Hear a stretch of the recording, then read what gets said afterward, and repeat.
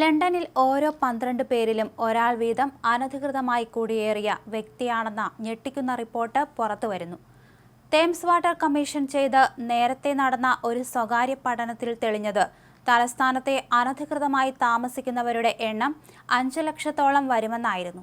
ജലവിതരണം നടത്തുന്ന കമ്പനിയുടെ സൗകര്യങ്ങൾ അനധികൃതമായി ഉപയോഗിക്കുന്നവരുടെ എണ്ണം തിട്ടപ്പെടുത്തുന്നതിനായിരുന്നു ഈ പഠനം നടത്തിയത്.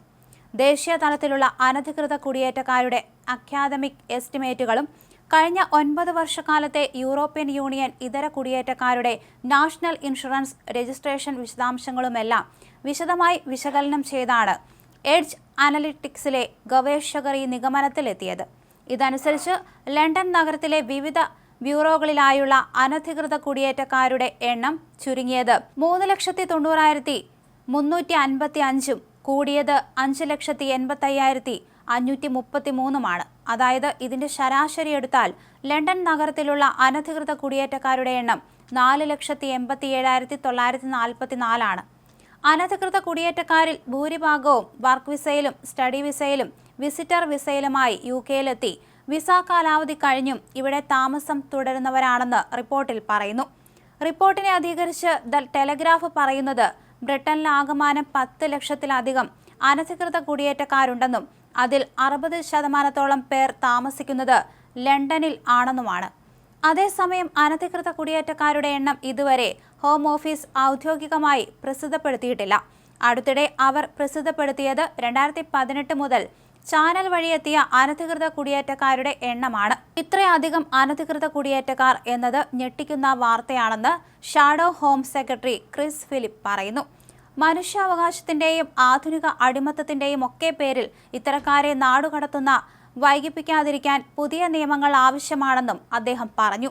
നീജൽ ഫാരാജിനും റീഫോം UKയ്ക്കും തിരിച്ചടി. കഴിഞ്ഞ കുറെ കാലമായി റീഫോം UK പാർട്ടി നേതാവ് നീജൽ ഫരാജിന്റെ വാക്കുകളും പ്രവൃത്തികളുമൊക്കെ താൻ അമേരിക്കൻ പ്രസിഡന്റ് ഡൊണാൾഡ് ട്രംപുമായി ഏറെ അടുപ്പം കാത്തുസൂക്ഷിക്കുന്ന വ്യക്തിയാണ് എന്ന് തെളിയിക്കുന്ന വിധത്തിലുള്ളതായിരുന്നു. എന്നാൽ രണ്ടാം തവണ അധികാരത്തിലേറിയ ട്രംപിന്റെ പുതിയ ടീം ഫരാജിനെ കാര്യമായി ഗൗനിക്കുന്നില്ല എന്നാണ് റിപ്പോർട്ടുകൾ. മാത്രമല്ല 100 മില്യൺ പൗണ്ട് റിഫോം UKയ്ക്ക് നൽകുമെന്ന് നേരത്തെ അമേരിക്കൻ ശതകോടീശ്വരനും എക്സ് ഉടമയുമായ എലൻ മസ്ക് നൽകുന്ന വാർത്തകൾ പരന്നിരുന്നു. എന്നാൽ ഫരാജുമായി ഉണ്ടായ തർക്കത്തിനു ശേഷം മസ്ക് ആ വാഗ്ദാനത്തിൽ നിന്ന് പിന്മാറി എന്നാണ് ഇപ്പോൾ വരുന്ന വാർത്ത. ജയിലിൽ തടവ് ശിക്ഷ അനുഭവിക്കുന്ന തീവ്ര വലതു നേതാവ് ടോമി റോബിൻസിനെ മോചിപ്പിക്കണമെന്ന് എലൻ മസ്ക് ആവശ്യപ്പെട്ടതോടെ ഈ മാസം ആദ്യമായിരുന്നു ഫരാജും മസ്കും തമ്മിൽ തർക്കം ആരംഭിച്ചത്.